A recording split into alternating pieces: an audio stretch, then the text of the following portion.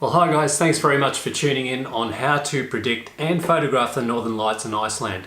Firstly, I just wanted to say a big thank you to all those that have been watching the Photographing Iceland series on YouTube. I hope you've been enjoying it and getting some tips and fun out of it. If you have any questions on Iceland, whether it's the best places to photograph, where to stay, hire a car, even buy food, please leave your questions in the comments below. So recently I got a question on my Instagram feed on how to photograph the Northern Lights. That's prompted me to make this video, but to do that I'm going to have to zap into my laptop. Let's get straight into it. Okay, so firstly you're going to have to log into Google and you're going to have to search for Iceland Meteorological Forecast.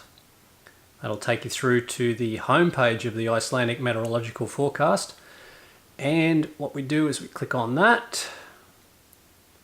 And that'll take you through to the home page. So with the home page, it gives you a good variation of all the weather patterns right across Iceland.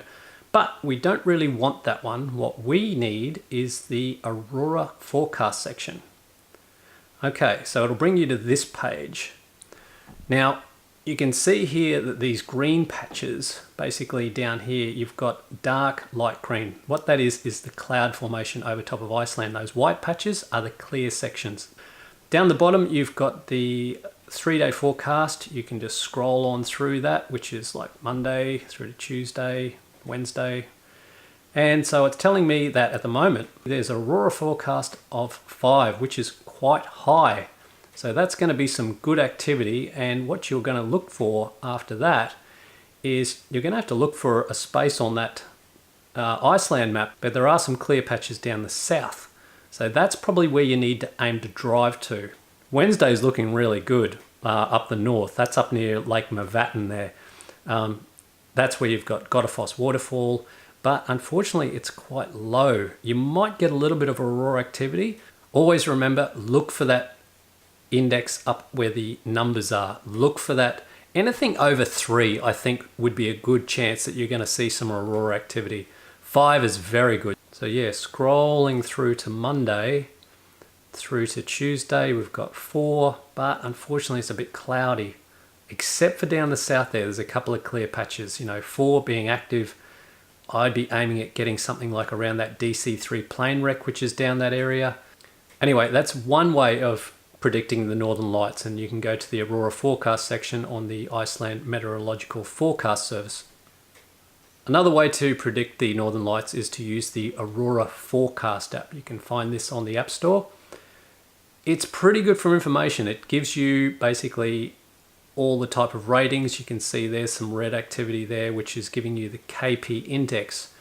KP index, look for numbers above 3. You can see on the app here, if you scroll across some of these things, you've got 2 up to 5. So if you're looking at, say, let's just go up a bit. Say on that Tuesday there, you've got the 4, you've got 3, 4, 5, 6. That's a really good indicator that the aurora lights are going to be happening. So I'd be looking for a clear patch of sky somewhere around Iceland and then go for it. Get out there around about 9 o'clock, I think is probably a good time, especially in say September. Get out there by 9 o'clock and they're normally pretty active between 9 and midnight. So if you go to those 3 little bars up the top there and click on those and you hit the Aurora Nowcast section, that gives you a good 3D map of the Earth. So at the moment what we're looking at is the top of the Earth just above North America there, and if we scroll around slowly you can see the aurora, and you come around to, say for example, let's go over top of the Arctic here, scroll around there a bit and come around to where Iceland is. There it is, there's Iceland right there. Scrolling on in, you can see that there's a bit of aurora activity over the top. See, this is basically a live feed, so you know that both north and south you can see where the aurora activity is happening. That's another way of predicting the aurora. Now, just a bit of a reality check. When you do go to Iceland, don't think automatically you're going to see the Northern Lights. They can be a bit tricky in terms of when they show. My advice is to allow a minimum of 2 weeks stay there during the aurora season. In the 2 weeks I was there, I had 3 brilliant nights of aurora activity with clear sky, but the other 11 nights it was really clouded out, raining, or there was just extremely low KP reading, meaning no aurora activity. Now to photograph the northern lights, you're going to need a sturdy tripod, a camera which you can put into M mode, that means manual mode, and a fast, preferably wide angle lens. Now when I say a fast lens, I mean a minimum aperture of either f4 or f2.8 or more. Now I use a shutter release cable that allows me to keep the shutter open manually for as long or as little exposure as what I want. Firstly, you're going to need a fast ISO, say around 2000 to 2500. Set your aperture to as wide open as what you can get it. So say for example on my Nikon 14 to 24mm lens, that's f2.8.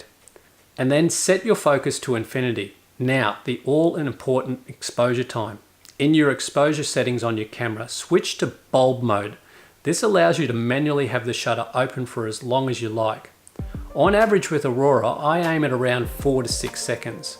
But really it depends on the intensity or brightness of the Aurora. If it's really bright, you may only need it open for 2 or 3 seconds with even a smaller ISO number.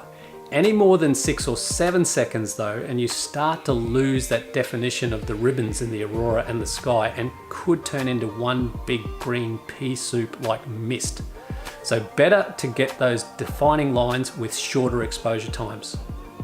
Now please keep in mind that the northern lights aren't all year round in Iceland. They basically start in the middle of September and go right through to the end of April next year. Anyway guys, I hope these tips have helped you out to shoot the northern lights. Stay tuned next week where I'll be in Dettifoss Waterfall. Thanks for watching and I'll see you there.